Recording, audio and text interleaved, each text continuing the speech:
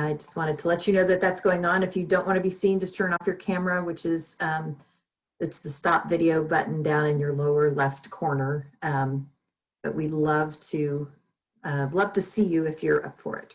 So my name is Kathleen Morgan. I am the Director of Development and Community Partnerships at Lawrence Public Library. Welcome to Dessert in a Movie. This is the first time we've done this for Retirement Boot Camp, so we're so excited that so many people wanted to join us. This event, as I said, is part of the Retirement Boot Camp program at the library that the Friends and Foundation support. And my job, my illustrious job, is to go over a couple of housekeeping details with you. Obviously, we're hosting you on Zoom tonight, and in order to fully participate, you'll want to kind of familiarize yourself with your screen. If you look at the bottom, at least on PCs, there is a chat button. It looks like a little speech button. And you can click on that and it'll bring up the chat, and you can send in your questions and comments if you feel like it. And we also might send you a couple links and other important information, so kind of keep your eye on it. The other buttons you'll want to look at are up in the corner where it says view. You can kind of mess around with those. Gallery view is what we see now, where everybody is shown. And then speaker view just shows the person who's talking, which right now is me, and then it kind of reduces all the crowd photos to smaller. So for tonight, you can kind of choose which view you prefer, since it's more of a conversation than a presentation. And we'll attempt to keep a little order. So please raise your hand if you have a comment, so that we're not talking over each other. A second option, and these are kind of fun, you can use your reaction button, which is down in the bottom. And it has, at least mine has a little happy face on it. It says reaction. And if you click on that, all these emojis come up. And one of them is, looks like a hand raise. It says clap, but you can like punch that up in the corner, and that'll mean you please call on me or whatever. And it does go away automatically, so you don't need to undo it or anything like that. So we can get right into our programs. I'm delighted to introduce our moderator for tonight. Kathy Hamilton is a former Journal World and Channel 6 reporter. She currently serves as the Library Friends and Foundation's Retirement Boot Camp Drill Sergeant. And we are very delighted to also be joined tonight by Dr. David Katzman. David will wave for us. And he is Professor Emeritus of American Studies at KU. And he's going to provide us with a little bit of background, historical context for The Little Traitor, as well as background of the book, which is called The Panther in the Basement by Amos Oz, on which the film is based. So I'm excited. I think David and Kathy will provide a lot of wonderful information for us tonight. So I will turn it over to you, Kathy, and you can take it from here. Okay, thanks, Kathleen. Hi, everybody. Thank you so much for coming.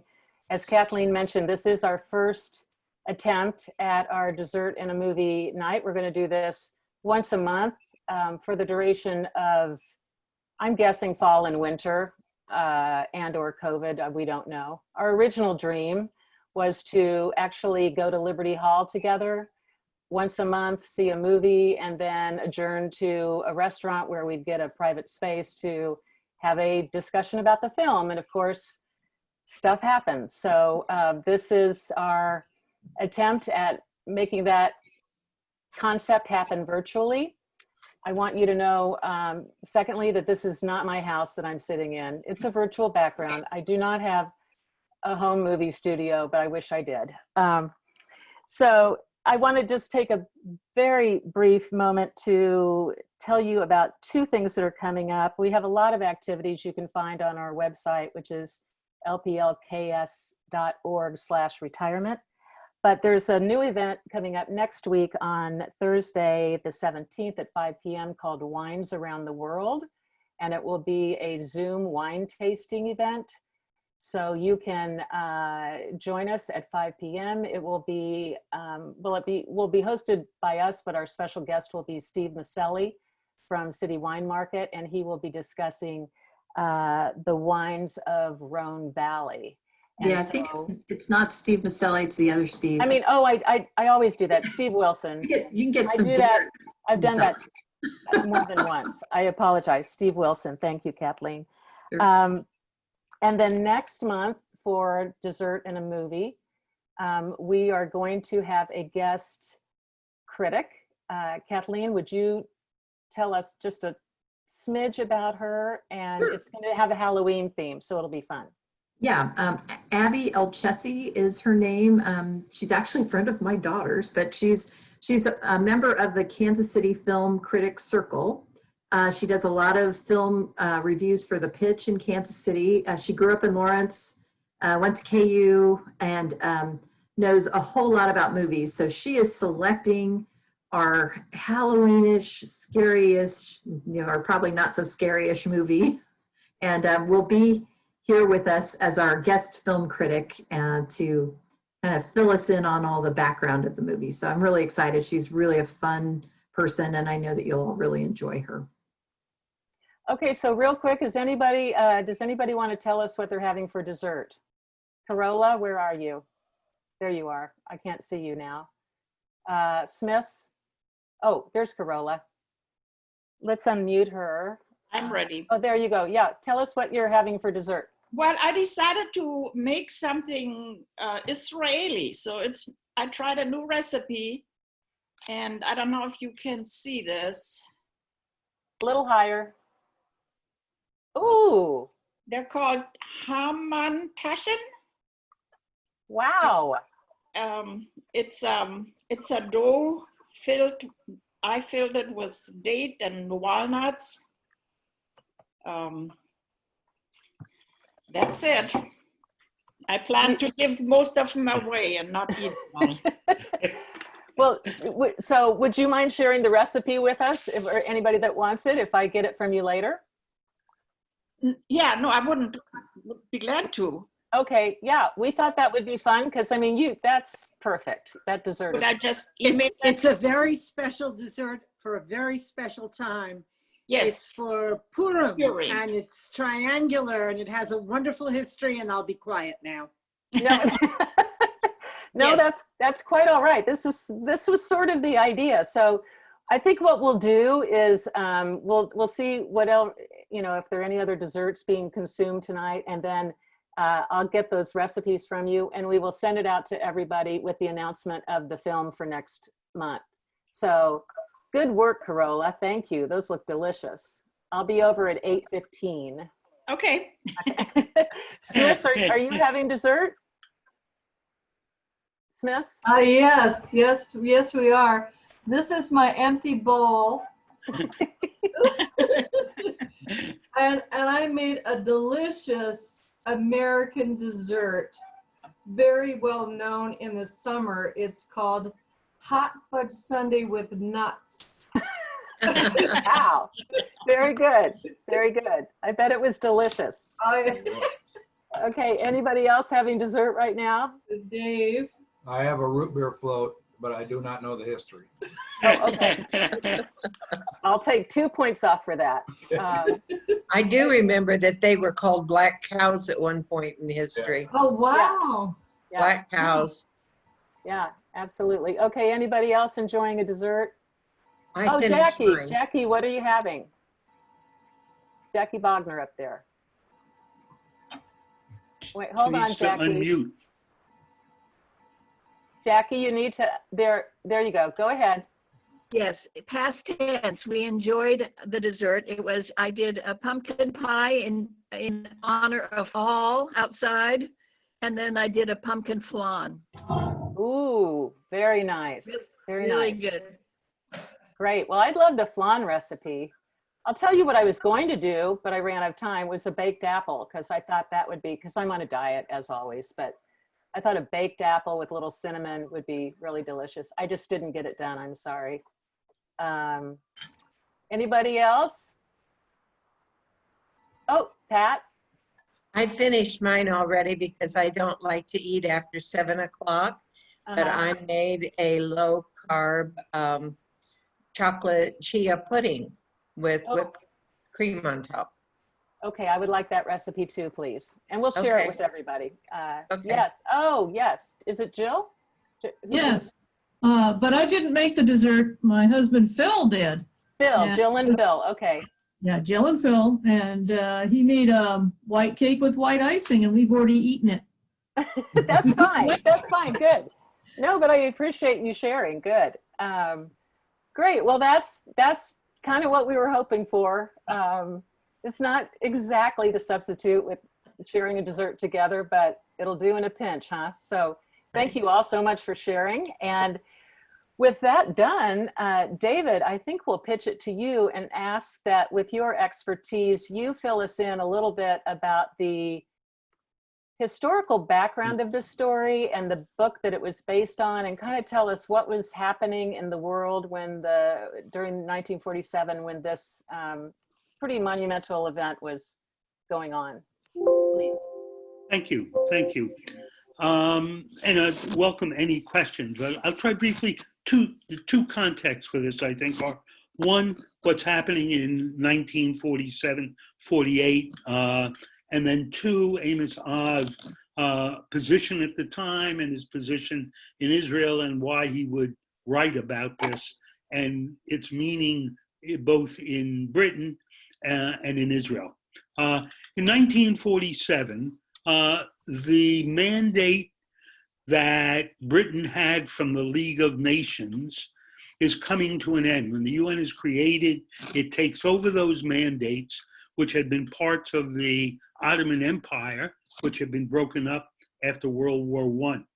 And Britain in 1917, in the Balfour Declaration, had committed itself to assisting a Jewish state or homeland in Palestine.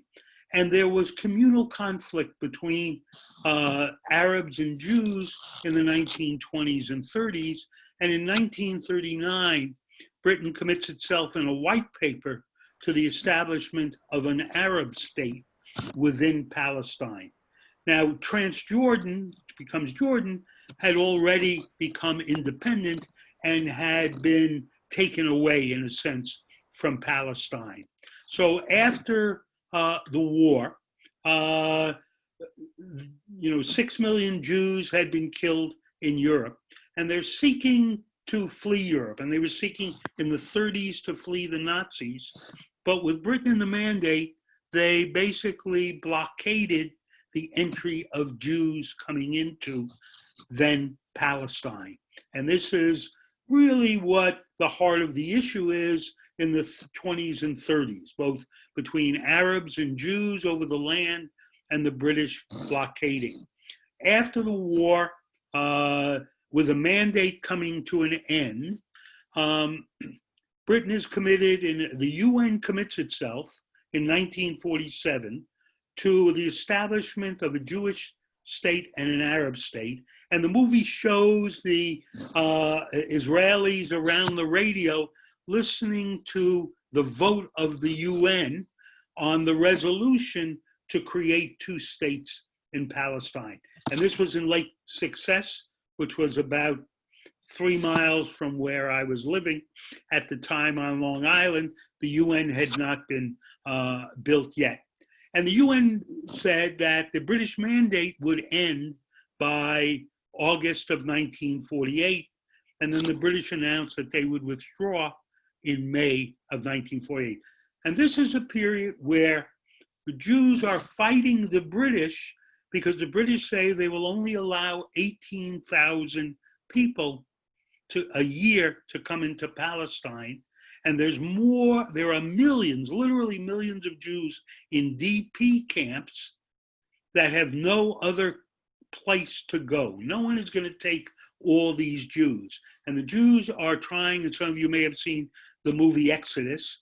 And Sharon and I had a friend, Tamara Haraven, who was in a concentration camp and in 45 placed in a DP camp. And she tried to enter with her parents illegally into Palestine, and the British captured her and put her into a camp on Cyprus for 3 years. So there were camps with hundreds of thousands of Jews. What DP means. DP are displaced persons, people who are displaced persons who are either in camps, if they're in Jews, or people trying to return to their homelands. So this is at a moment when the Jews are fighting the British, and it is some guerrilla war and terrorism. One of the things the boy plays with hanging a British soldier, and one of the issues still remembered in England today is that 3 British soldiers were hanged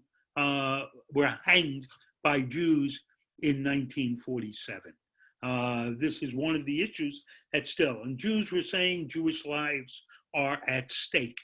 So that's that moment in time when the Jews are about to declare independence when the British leave.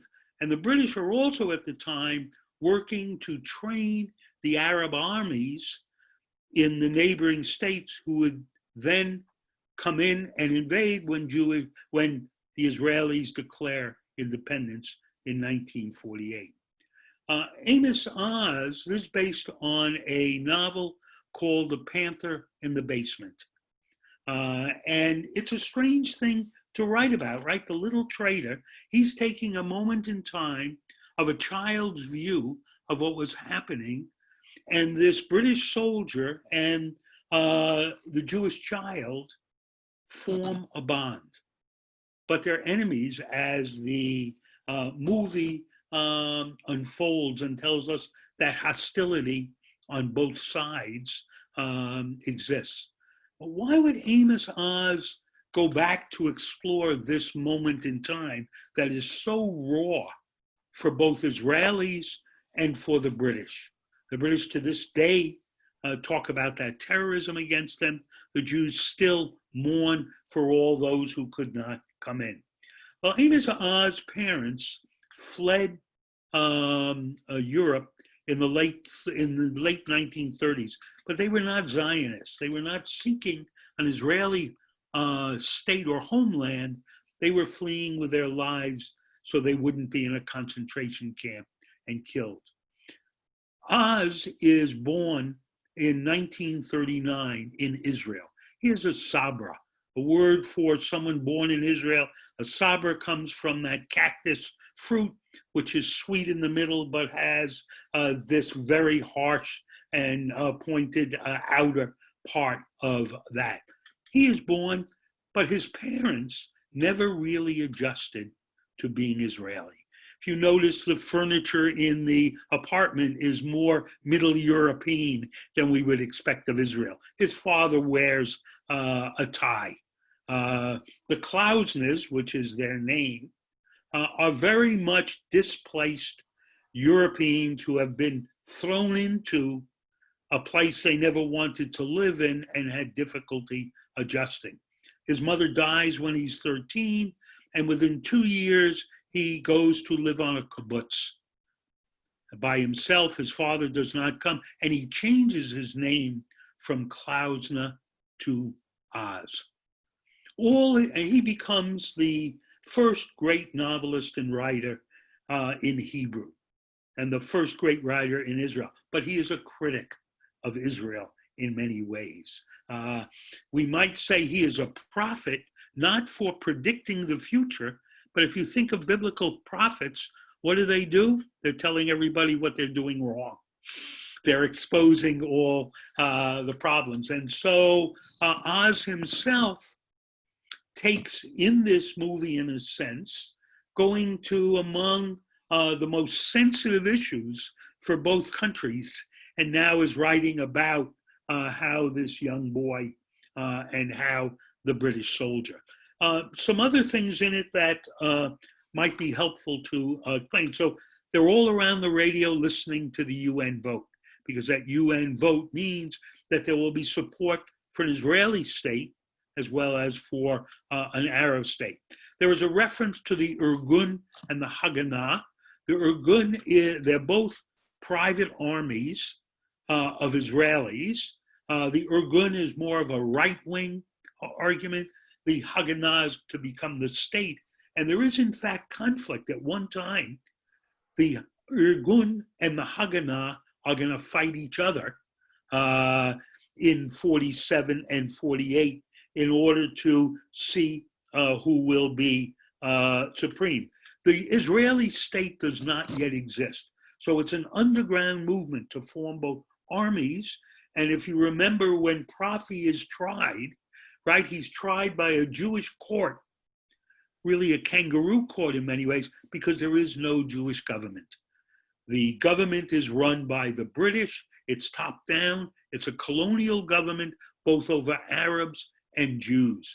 And the Ottoman tradition, which exists even today in Palestine, was that each community would run their own courts.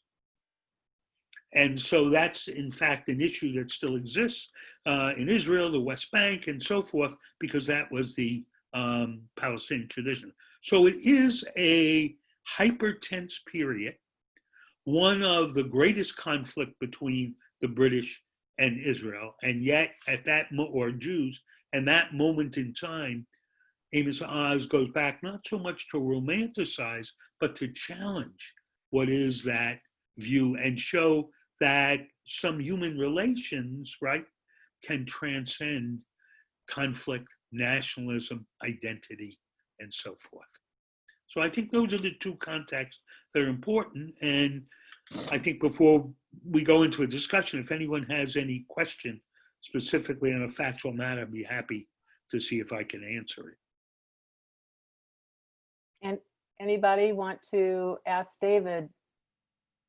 David, I think it's important to note that his mother committed suicide. And also, you know what his last name means, Oz.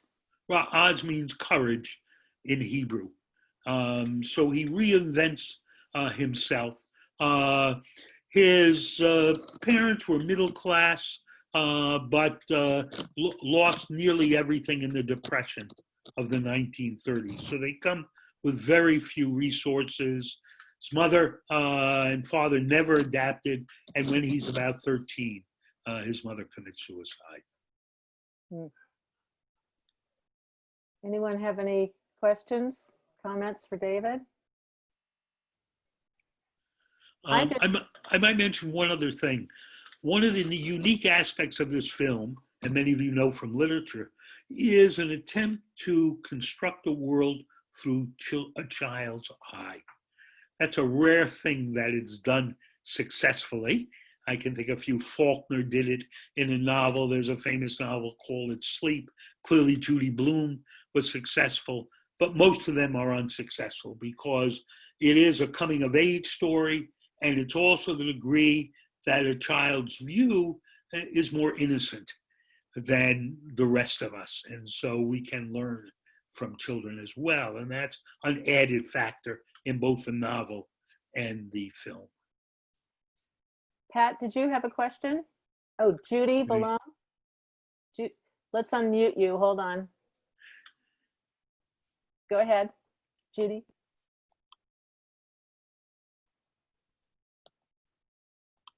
We can't hear you, Judy. Hold on. Darn. Well, see if your sound is up. See if your volume is turned up. Pat, did you have something to say?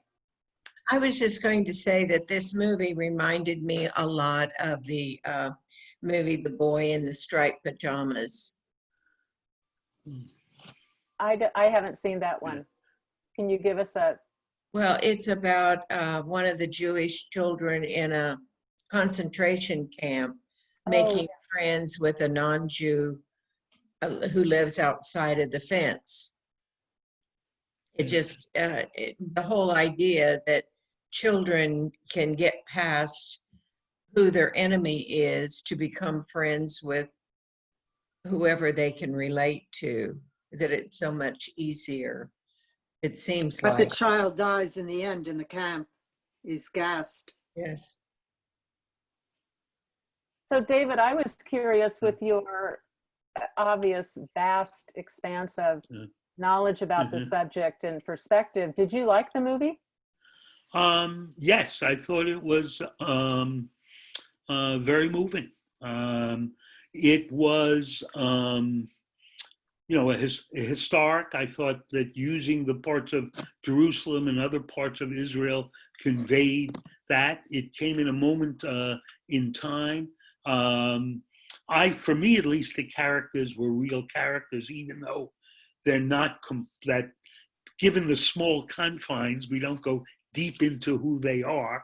And I thought it was the prophet, the young man, was incredible as an actor in conveying that hesitancy, conveying that he can't be totally open, and yet you see him open up as well. And the security aspects on both sides are clearly conveyed because lives are at stake. So I thought it was a real realistic movie. I was moved by it.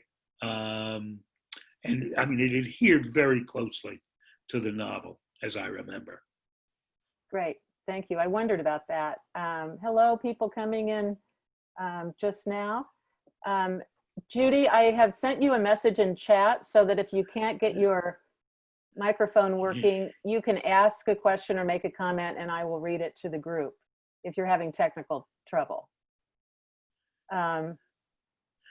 Thank you for that. And speaking of technical trouble, did anyone have, did anyone get subtitles when the little boys were speaking Hebrew? Sharon screaming. That to me was the most frustrating thing. And I don't know, I'd love to hear your input, anybody that wants to speak to this.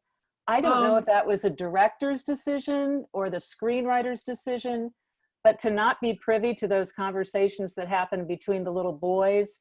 That was crazy because they are parallel discussions about war and about resistance and everything. And it made me nuts because I don't understand Hebrew. And every once in a while a word would come out and I knew that they were significant conversations, especially when they are doing terrorism against the British, and they're setting off a nail bomb. I mean, and also the whole concept of the traitor when they are declaiming against him. It was absolutely insane not to have that. Thank you for mentioning it. Well, no, that was, I tried watching the movie on 2 devices. I had it streamed on my Roku, and then I wasn't seeing those subtitles, and I was thinking, this has to be on my end. So I switched to my computer, and it was the same deal. And that would be a strike against, for me anyway. Kathy, I'm late because I just finished watching it because I stopped because I couldn't get those. And I started with YouTube, and lo and behold, they had the Hebrew subtitles, but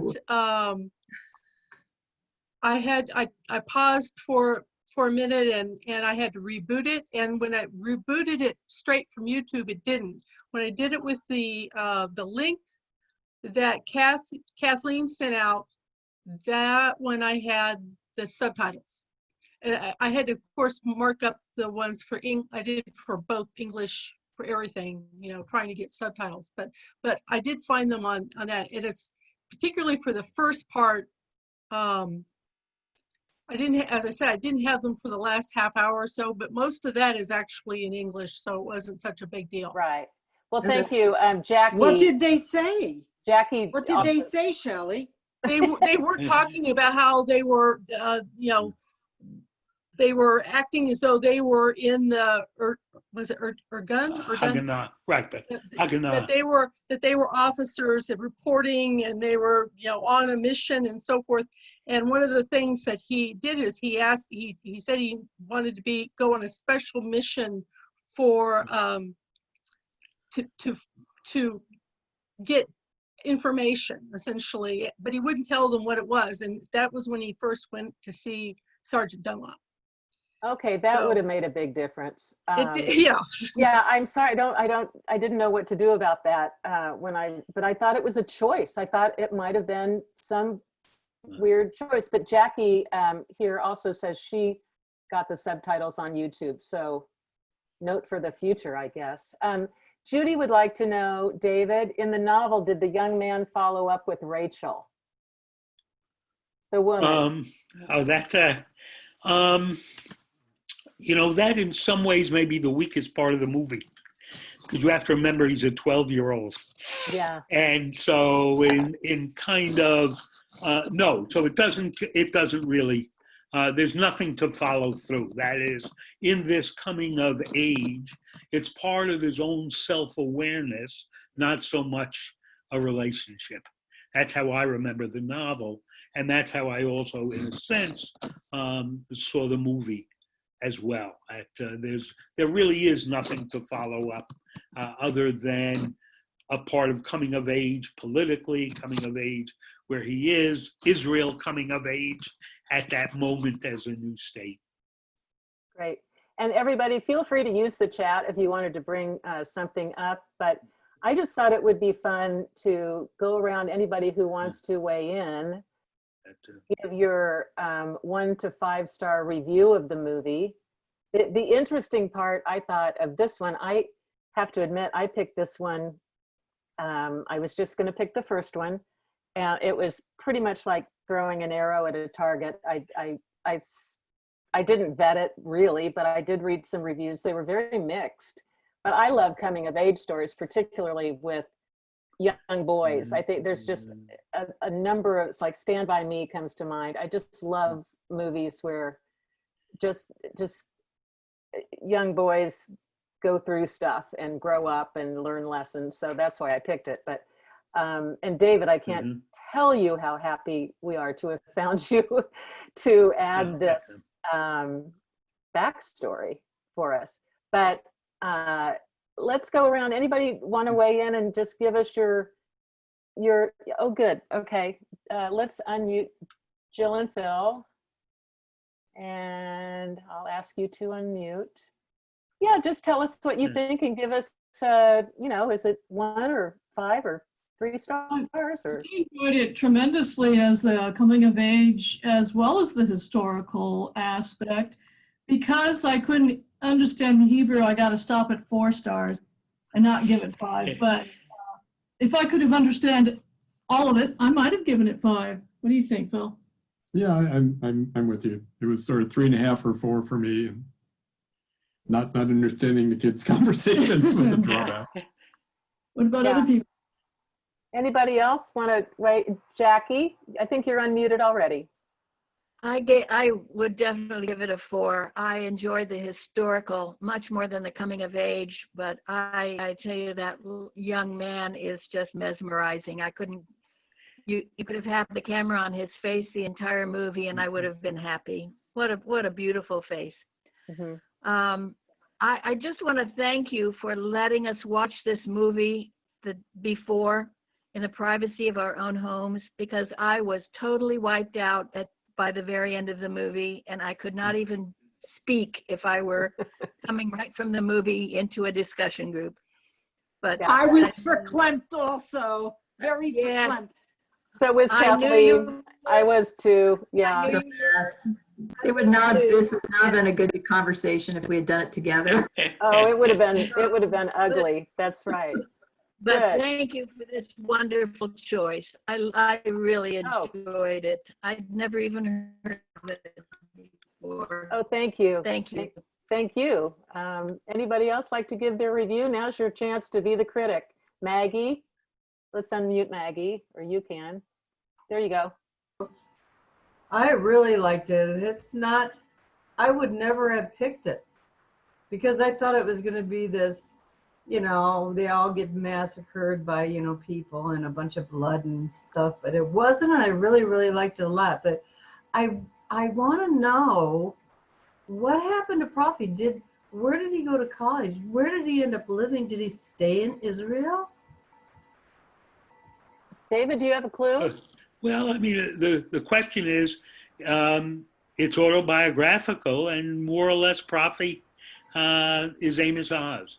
So, as I said before, so Oz, after the death of his mother, goes and lives on a kibbutz. And a kibbutz is how to describe it, the most communist thing in the world. It's a society in which labor is valued. Amos Oz is goes to college because the kibbutz votes on one of its Saturday night meetings that they're willing to invest in him, and one, let him go to college, and two, pay for his college, though it's not so much the money. So in that sense, yes, goes to college, and I talked about, so Oz goes to college, comes back to his kibbutz, and the kibbutz allows him to write 1 day a week. So he doesn't work in the fields, he doesn't do other things. And after one of his, I think it's his second book, My Michael, which is a bestseller, so they allow him to write 2 days a week. And finally, after about 10 or 12, 15 years, they let him write 3 days a week.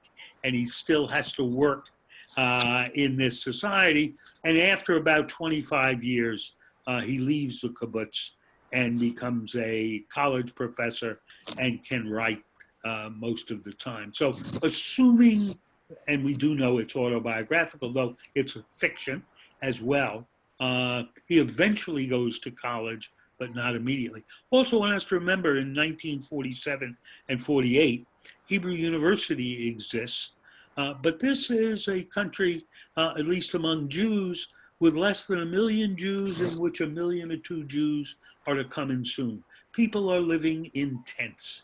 People, this is not a wealthy country at all. There's not a lot established. They have to establish a government and courts and everything else. So these are a period of very rough times. And the kibbutz system, which has really collapsed in many ways in the 21st century, is the most productive part of Israel. And it shows Amos Oz changing his name from a European one to a Hebrew one, as a Sabra who is throwing in his lot with the future of Israel and hard work, not with, in a sense, his father, with his mother dead, of someone who could never adjust to the Middle East and had fled Europe because that was the only place that would take him in. But for the rest of his life, his father really was a displaced European person who found the Middle East and Israel strange. Thank you. Thank you very much. You really added a lot to this evening. Thank you. Absolutely. I wanted to quickly add before I get to Sharon, Judy has said, my husband awarded 3.5 stars and I will award 4 stars. So thank you, Judy, for weighing in on that. And I'm sorry we can't hear you tonight. Sharon, did you have something to say? Yeah, I wanted to emphasize that this is a child's view. I don't know whether everyone got what was happening with the parents, but the British were not letting Jews in. There was a boat that was turned around and people died. That's very, very famous. They were smuggling in people. These are like the refugees that come in the rafts and all of that. These people were landing in Haifa and other places illegally. And these were like safe houses, and his parents were running a safe house. And that's what they were talking about all the time. It was against the British mandate. And that was why it was so dangerous when they're accusing their son, because the whole thing could have been blown up. The British coming in, they must have had a scent of it, coming in and going through their apartment. But not only would the parents have been, people would have died if in fact he had been a traitor. And it's all from the boy's point of view, that kind of mystery. And I thought it was just charming when that lovely sexy neighbor is babysitting him and she says, and you know, how about the binoculars? And he thinks that he's, you know, being this sophisticated. And also, you're too beautiful. He's tried that line on 2 women. I just thought that there were so many subtleties in the film, even though I couldn't understand half of it because of the damn Hebrew. But there were so many delicious subtleties, as well as his relationships with the Arabs in the market. As you know, there's a couple, Arabic. One guy who's on a water pipe and another one in a keffiyeh. and he speaks a little Arabic and they speak a little Hebrew. A sense of that there is meeting and that there could have been friendships all along. So I'm sorry I'm going on and on, but I really was very touched by the movie, even with its imperfections. Thank you. Shelley, did you have something to add? The thing with the Arabs in the Market, I don't know whether that was subtitled for you all or not. Essentially, the Arab was saying something to the extent that you're known by your friends. I mean, a man is known by his friends, and I didn't know whether that came through. It was kind of profound, since Profi didn't feel like he had any friends at that point, other than Sergeant Dunlop. So, yeah, thank you. I did have a character. I had a question for David, and maybe you already addressed this, but the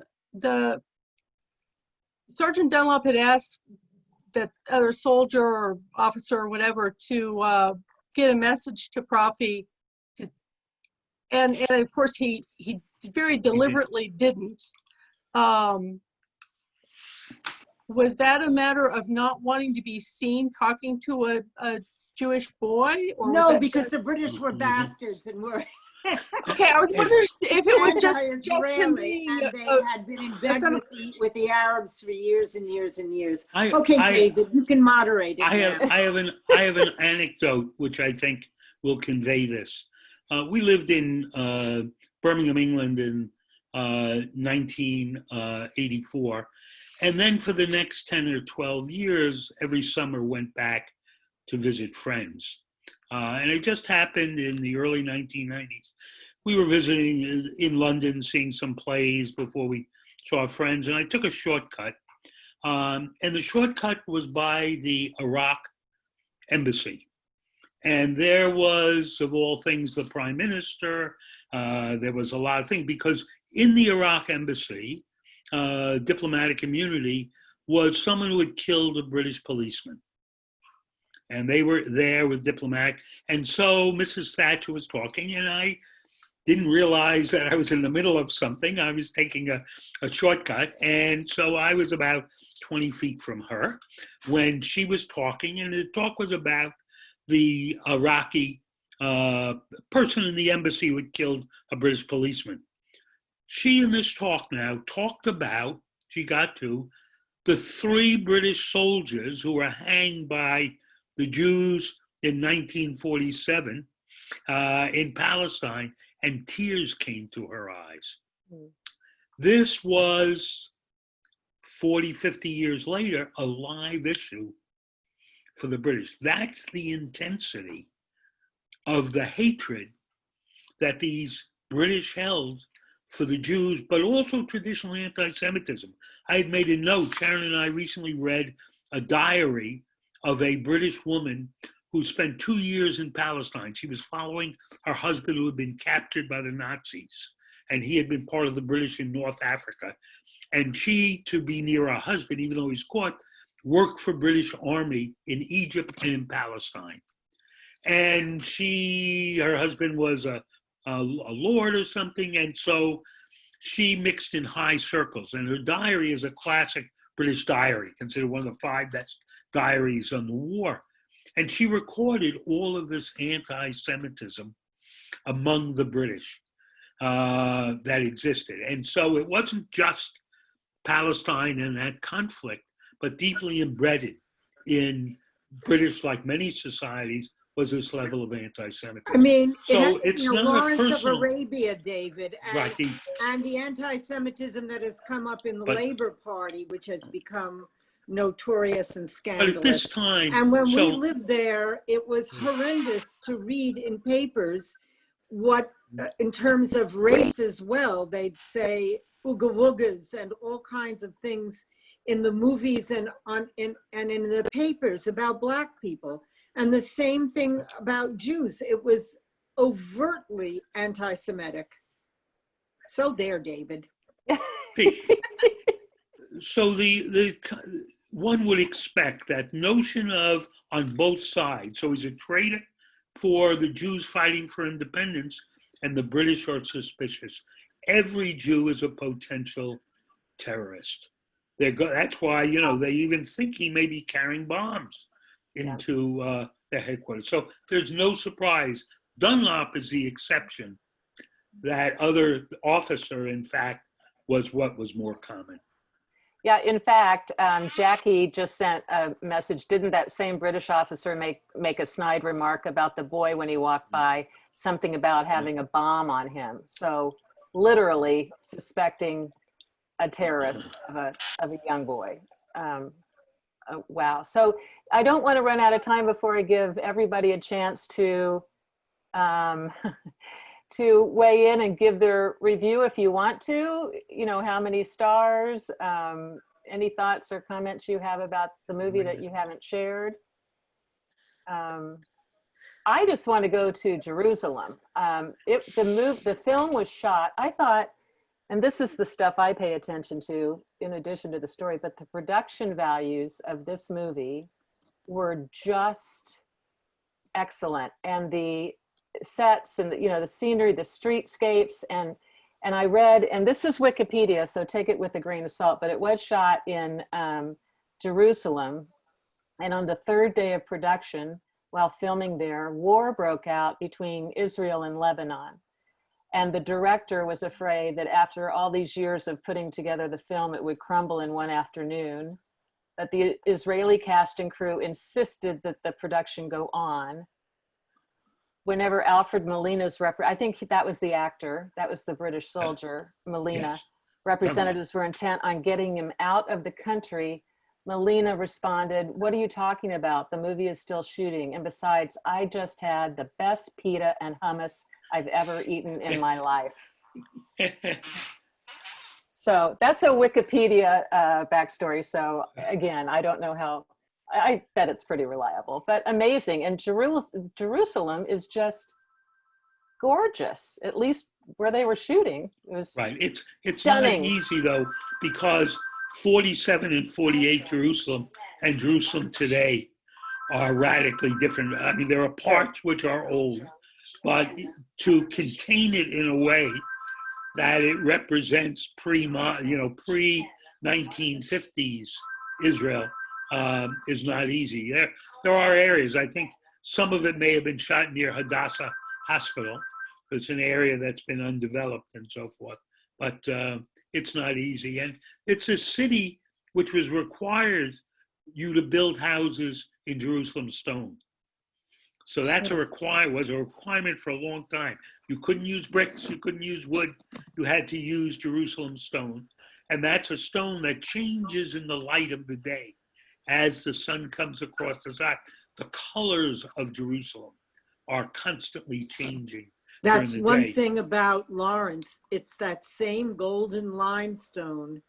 And they talk about Jerusalem of gold because of the light. One of the things that moves me about Lawrence is that very same thing, the very beauty of the limestone in the old homes. And when I go even into Kansas City with the cuts, the love I feel for the stone that our town is made out of. Yeah, I thought the light in this movie was really remarkable. And I loved, the women when they would wear white, like the sort of, the lady across the alleyway. And there's just a lot of really, the costumes and the light and everything really worked for me. That was, and by the way, I think if I'm, for one, am going to watch it again on iTunes. Thank you both for letting us know, because I have to see those subtitles now. So you can watch, just FYI, you can watch it for free on iTunes, although you will be subjected to ads. Am I right, Shelley? Commercials? I think you mean YouTube. What did I say? iTunes? Yeah. It's YouTube. No, YouTube. They do have ads that come on, but you can skip them after about 10 seconds or so. Okay. YouTube. Yeah, my bad. Let me ask, has anyone else been to Jerusalem? I haven't. I'd love to go. We should take a field trip, Kathleen. I know. It sounds like a great plan. I'm in. It is an elevated city. you go up to Jerusalem, and from Jerusalem, you see the Dead Sea, you see Jordan, you see this tremendous area around. And of course, today, Bethlehem and Jerusalem are really united cities almost, despite the wall and other things. But because it's elevated, you actually will get snow maybe every other winter in Jerusalem in this arid climate and so forth. It is, you know, and of course the wall to where the temple was and the mosque is there and everything. It is this fantastic spiritual stone city. Yeah, thank you. Did anyone not care for the movie? I mean, we're all raving, but it's important to hear if someone really didn't care for it. Oh, goody. Dave Smith, did you have something to say before we wrap it up? Oh, wait, you're muted. Hold on. You need to unmute. Can you? There you go. You're good. Anyway, I was just going to tell you it was on YouTube, and that link that Kathleen gave us, there was one commercial in the beginning and none after that. Oh, good. So, That's good to know. But we saw the subtitles though, and we saw the subtitles, with everybody except for the English-speaking people. and I really enjoyed it. I gave it 4 to 5 stars. I like coming of age. I liked Summer of 42 for that reason too. Yeah. Oh, that was a good one too. Yeah, for sure. Anybody else? Jackie, did you? Yeah, Jackie, go. Just a warning, I watched it on YouTube link also, and I had about 4 ads. So don't think it's wonky, just hit skip. Skip ads, skip ads. It does not distract. It does not distract. Good. Thank you. And interestingly, they warn you that they're coming. They have a little thing that says, you know, ad in 5 seconds or something. And they push them in, though, at weird spots. They're not, you know, they're in the middle of conversations. They're not edited for ads, that's for sure. They just stick them in. Yeah. Well, that's okay. But you Anybody can skip else? so quickly. Anybody else have any final thoughts? I was very relieved that it, I forget who it was it Jackie you said? I was so relieved that I was expecting some huge tragedy. I thought Dunlop was going to get killed, or the kid, one of his friends was going to get killed. I thought somebody was going to end up, you know, desperately harmed, and it was such a relief that none of that happened. And it, you know, everyone, they appeared to mostly actually be refreshingly reasonable. You know, even though they interrogated a little boy, they exonerated him without, you know, a big deal. And I felt like that was, I think if something like that happened in this country today, that wouldn't necessarily be the case. Right. And Sharon, I wanted to add, I did read, you know, on there's a site called Rotten Tomatoes, which is sort of a collection of reviews from both the pros, critics, and audience. The critics were under 50% on this one. They were only 46% positive. And the criticisms were that it was treated a subject matter too lightly, and that it also, the ending was very, it was like they reached a point in the story where they just fast forwarded through, you know, the woman, the babysitter, and then here he is at a book signing. So those were the 2 points. Like, it was too light of a movie for the subject matter and what was going on at the time. And then it was sort of a disappointing payoff at the end. Let me add one thing to that, to both Kathy and Shelley, because I think your points are really excellent, and it tells us something about Amos Oz. Here is the prophet. What he is undermining is this hostility, both between Jews and the British and also Arabs and Jews, right? Given the intensity, what the movie is saying with this ending is, what is it all about? Why do we go on? Why do we continue? This is the prophetic voice that Oz repeats in book after book after book. He is a critic of his, because he's an Israeli, he's primarily a critic of Israel, but in that process, what is there to hate in that? So to end it in the kind of violence that we all would expect is not Amos Oz. He's telling us that other things are possible. And that is the role of a biblical prophet and an Israeli prophet today, one not to take sides in that. So I think what you've paid attention to is that voice of Oz in a unique contribution. So that really is important. This movie left us with a long drawn out hug. And I don't know if it's just COVID, but hugs mean a lot visually and tactily to me anymore. And to see that long drawn out hug, that's really when I lost it. Yeah. Wonderful ending. Wonderful. Yes. Yeah, I feel you, Jackie. Dave? Oh, wait. I got it. Okay. I got it. I was just wondering how much impact his father's inattention to him contributed to him with the British soldier, or if that kid was just predisposed to have adults as friends, because he had all those street people he was friendly with. Well, what a great question. But let me put it this way. So even though his parents were refugees, the Klausner family, his father's family, had important relatives for 2 generations in Israel, which he rejected as well. So the librarian of the National Library in Israel was an uncle of his, Joseph Klausner.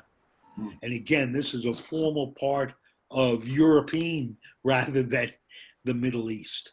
So at least in his family, he rejected that adult bonding that at least Oz constructs that he finds in the enemy in terms of a British soldier. But he says that in a very poignant thing. He says, I can remember his eyebrows. I can remember his eyes. I can remember his teeth. I don't remember my father's face, and I don't remember his teeth because he never smiled. That's the child talking.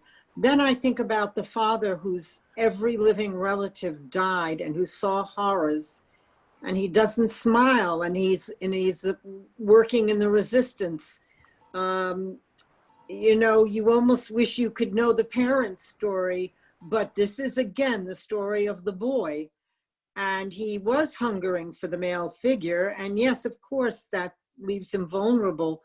But again, it's the child's story and not the parents, which you can only guess in those very poignant moments. Yeah. Wow, people. Anyone else have any final words or thoughts or anything? I was wondering, David, if you recommended any of his other books. My Michal. His autobiography, though his famous for fiction and wonderful fiction, I forget the name of it, but the autobiography is a very moving book. But almost any of his books, he wrote about 18 novels. Almost all of them have been translated into English. This is called The Panther in the Basement. Yeah, and I think that's something we can do, Kathleen and I and the library staff particularly, is find out what those books are and send those to you in the same email with Carola's dessert recipe, which looked fabulous, and the announcement for next month's movie. Why do you think it was called The Panther in the Basement, people? Panther is a dangerous animal. Yeah. British soldiers are dangerous animals. Yeah, that's what my interpretation was of it, but without knowing anything. Such a stretch, Just in the though, from the basement Little is the Traitor. scary place you go to, you know? Yeah, The subterranean. yeah. Interesting. Very good. But you also go there for safety. So, yeah, Yeah, it's a shelter of sorts yeah. and a hiding Yeah. place. Yes, especially for Kansans. Yeah. And there's no basement shown in the movie at all, other than, unless you consider that kind of cave play, their fortress, whatever you want to call the cave that they played in. Right. Yeah, They didn't play that up at all. it's a metaphor. Yeah. There are no basements in, Israel. A private home is a villa, and maybe 99% of people live in apartments, and always have. And Arabs too live in, a home if it's a multi-story, multi-families, and they all have apartments at different levels in their homes. So do they not have basements like in California? No. No. No. Huh, And that's Jerusalem interesting is built on stone. It's then. a, Yeah, it's, you wouldn't need it. you can't get down there. Interesting. And Tel Aviv is built on sand, so you don't have it. Yeah. Well, I learned a lot. I don't know about you guys, but oh my gosh, I'm torn between wishing we would have had this discussion before we watched the movie, but really, I think we did it in the right order. So, David, I can't thank you enough. Thank you. It was a great choice of a movie. Well, thank you. I feel very lucky right now. And Sharon, Kathleen has dubbed you guys the Siskel and Ebert of the month. Absolutely. Looks like you're going to have to come back next month. Yeah.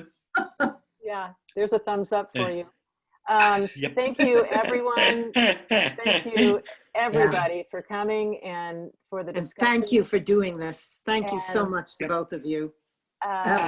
Carola has left us, but we will get that recipe from her. And we'll follow up with books and desserts, so you can just continue the fun.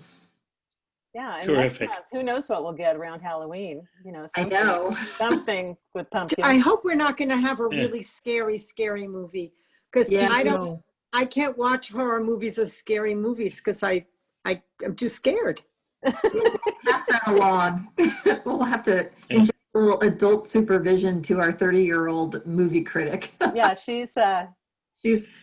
she apparently is very famous for liking these kind of campy horror movies. So I think she could come up with something pretty fun. So does she understand we're older and we could have a heart attack? I don't want to scare the old people. She knows this is a retirement.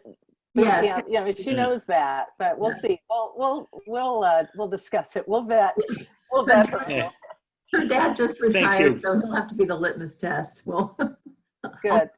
Well, you guys have a great rest of your night. And again, thank you so much for coming. Yeah. And thank you. We'll see you next time, we hope. Yep. Yes. Thanks a bunch. Great to see you all. Thank you. Bye-bye.